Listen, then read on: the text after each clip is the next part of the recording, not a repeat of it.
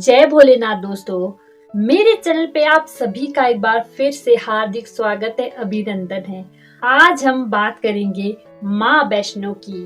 माँ वैष्णो को माँ जगदम्बा का ही रूप माना जाता है। जम्मू के कटरा में माँ का दिव्य भवन विराजमान है, जहाँ माँ साक्षात विराजती हैं। वैष्णो देवी में माँ तीन पिंडियों के रूप में विराजती हैं, जो है माँ सरस्वती, माँ लक्ष्मी और माँ काली।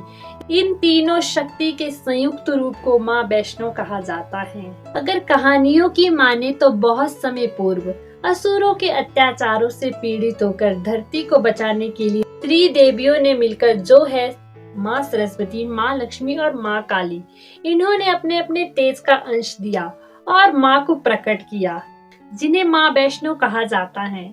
माँ वैष्णो ने राजा रत्नाकर के यहाँ जन्म लिया, जो कि दक्षिण भारत के राजा थे। इन्हें काफी समय बाद पुत्री की प्राप्ति हुई, जिसका नाम इन्होंने त्रिकुटा रखा था। कहा जाता है कि जब माँ 9 साल की थी तो उन्होंने अपने माता पिता से तपस्या की आज्ञा मांगी और समुद्र के किनारे तप करने लगी। यही उनकी भेंट भगवान राम से हुई थी और भगवान राम से वह विवाह करना चाहती थी, पर भगवान राम ने कहा कि वह एक पत्नी व्रत है, इसीलिए वह माँ वैष्णो को स्वीकार नहीं कर सकते हैं। पर जब वह कल के रूप में आएंगे तो वह माँ की इच्छा अवश्य पूरी करेंगे। एक और कथा के अनुसार माँ वैष्णो का जन्म भगवान विष्णु से ही माना जाता है। माँ वैष्णो भगवान विष्णु के ही अंश से प्रकट हुई थी, इसीलिए ही उनको वैष्णो कहा जाता है। भगवान राम ने ही उन्हें उत्तर में आने को कहा और जम्मू के कटरा में तपस्या करके उनकी प्रतीक्षा करने को कहा। उनकी आज्ञा से माँ वैष्णो गुफा में ही तप करती है और कहा जाता है कि माँ आज भी वहाँ भगवान कल्कि का इंतजार कर रही हैं और अप्रत्यक्ष रूप से वहीं विराजमान हैं।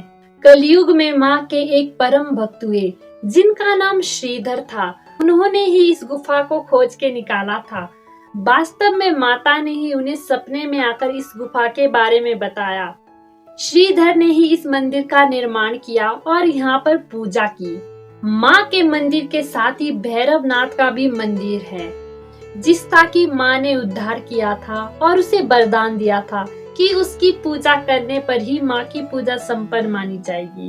माँ वैष्णो के भक्त जब भी वैष्णो धाम आते हैं तो वह भैरवनाथ की पूजा जरूर करते हैं, तभी उनकी यात्रा सफल मानी जाती है।